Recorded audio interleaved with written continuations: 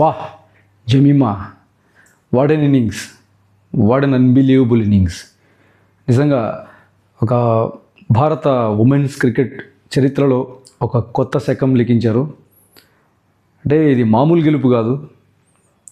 Australia 7 times winner. So Australia అంటేనే క్రికెట్లో అది పర్టికులర్గా వరల్డ్ కప్ అంటే వాళ్ళ పవర్ ఏంటో మనకు తెలుసు. అలాంటి వాళ్ళని కొట్టారు కదా, దెబ్బ అదిరిపోయింది. Super super super, excellent, well done well done well done. So India ఫైనల్స్కి వెళ్ళింది.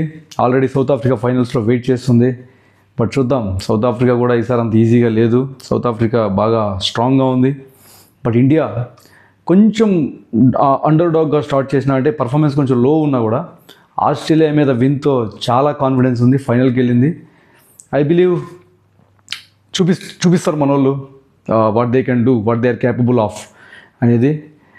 I think this time India world cup win అవబోతుందని అనిపిస్తుంది. Very happy for the women's team. I would like to congratulate all of them on behalf of our MRF movie. So, Jemimah not only in the batting, the gem of the బ్యాటింగ్లో ఒకటే కాదు, ఫీల్డింగ్లో ఒక అద్భుతమైన catch and excellent run out and field దాదాపు almost ఒక 4-5 runs కూడా save చేసినట్టుంది బౌండరీ లైన్ దగ్గర. You can see from the highlights. Yeah, so really చాలా చాలా good match and fantastic win for India.